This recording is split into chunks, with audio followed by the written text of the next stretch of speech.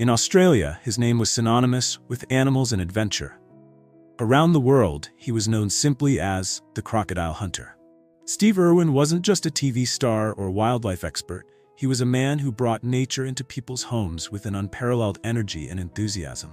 His love for animals was infectious, his passion for conservation boundless, and his personality larger than life. To those who knew him, he wasn't just a hero. He was family.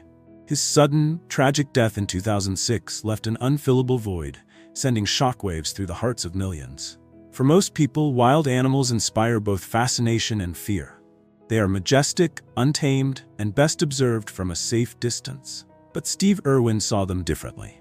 For him, animals weren't just creatures to study or admire. They were friends, companions, and in many ways, kindred spirits. Steve didn't just love animals, he respected them deeply.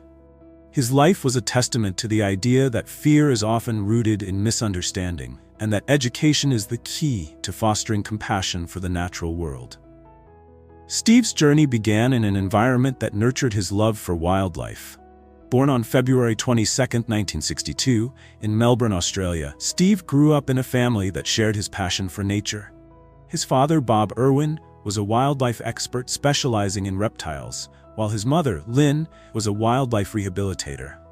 Together, they founded the Queensland Reptile and Fauna Park in Beerwah, a small town in the Sunshine Coast region. For young Steve, the park was more than just a home. It was a playground, a classroom, and the foundation of his lifelong mission to protect and celebrate the natural world. From an early age, Steve's life was intertwined with the animal kingdom. At just 6 years old, he received an unusual gift, a 12-foot scrub python. This was no ordinary childhood pet, but it was perfect for a boy as fearless and curious as Steve. By the time he was 9, he was already handling crocodiles under his father's supervision, learning the delicate balance between respecting their power and understanding their behavior. While other children played with toys or rode bikes, Steve was wrestling reptiles and absorbing his parents' knowledge about wildlife. As he grew, so did his expertise. In his teenage years, Steve became a volunteer for Queensland's East Coast Crocodile Management Program. This work involved capturing and relocating problematic crocodiles to safer areas, preventing conflicts between humans and these incredible creatures.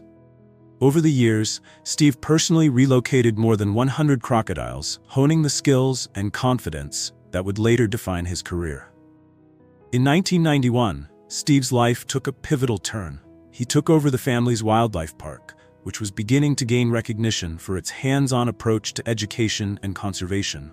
Steve's vision was to transform the park into a world-class facility dedicated to wildlife protection and public education. In 1998, he renamed it Australia Zoo, a name that soon became synonymous with conservation excellence. But Steve's work wasn't limited to the zoo. In the mid-1990s, he and his wife, Terry, began filming what would become the groundbreaking television series, The Crocodile Hunter. The show, which aired in over 130 countries, introduced millions to Steve's unique approach to wildlife. Whether he was wrestling crocodiles, chasing snakes, or diving with sharks, Steve's enthusiasm was contagious. Audiences around the globe were captivated not just by the animals, but by Steve's larger-than-life personality and unrelenting optimism. His trademark catchphrase, "Crikey," became a global phenomenon. Off-camera, Steve was a devoted husband and father. He met Terry, an American naturalist, in 1991, and the two quickly fell in love. Their shared passion for wildlife made them an unstoppable team, both on screen and at the zoo. Together, they had 2 children, Bindi, born in 1998, and Robert, born in 2003. Steve often spoke about how his family was his greatest joy and how he hoped to pass on his love for nature to his kids. By 2006, Steve Irwin was at the peak of his career. He had become an international ambassador for conservation, using his fame to raise awareness about endangered species and the importance of preserving their habitats. But despite his global success, Steve remained grounded, always focusing on his mission to educate the world about the beauty and importance of wildlife. On September 4, 2006, Steve and his crew were at Barrier Reef, part of the Great Barrier Reef near Port Douglas, filming a documentary titled Ocean's Deadliest. Despite his vast experience, there was an undercurrent of unease among the crew. Steve's close friend and producer, John Stainton, had expressed concerns about the project, even going so far as to ask the Discovery Channel to cancel it. His request was denied, and the filming proceeded.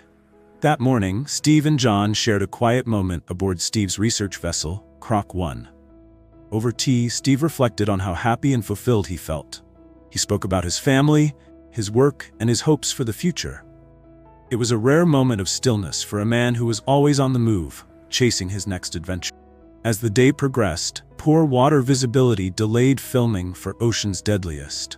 Always resourceful, Steve decided to use the time to shoot additional footage for his daughter Bindi's upcoming children's series, Bindi the Jungle Girl. Accompanied by his cameraman Justin Lyons, Steve set out in a small inflatable boat, hoping to film a stingray for the show. The stingray they encountered was a magnificent creature, nearly 7 feet wide. These marine animals can grow up to 5 meters or 16 feet in length, including a long, piercing tail, of which they have great control and agility. It is their primary defense in the underwater ecosystem. Steve and Justin captured beautiful footage of the stingray gliding through the water, showcasing its grace and power. But what happened next was both tragic and devastating. Without warning, the stingray became agitated and plunged Steve with its barbed tail, delivering a fatal blow to his chest. The barb punctured Steve's heart, causing massive internal injuries. Steve knew he was in trouble. He stood up from the chest-deep water and started screaming, "It punctured my lung." But that wasn't the truth. The truth was much, much worse. Justin could see a 2-inch wide injury over Steve Irwin's heart, with blood and fluid coming out of it. He and the rest of the team quickly put Irwin back into the inflatable boat and sped to the main boat. Justin was terrified and desperate to help his friend. He directed other crew members to put their hands over the wound and telling the crocodile hunter he had to survive for his kids. But Steve Irwin calmly looked at his friend and told him, "I'm dying." Shortly after, he lost consciousness. Despite the crew's desperate attempts to save him, Steve succumbed to his injuries. The news of Steve's death sent shockwaves around the world. Tributes poured in from fans, celebrities, and conservationists alike.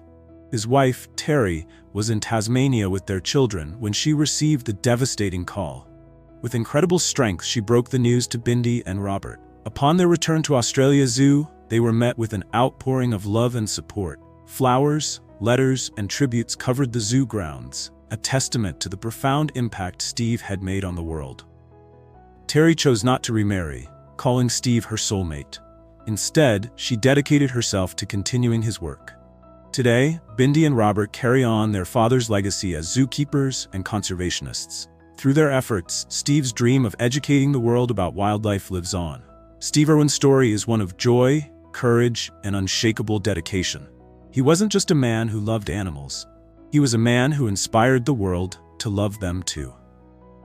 His legacy is a reminder of the power of passion and the importance of protecting the natural world for generations to come.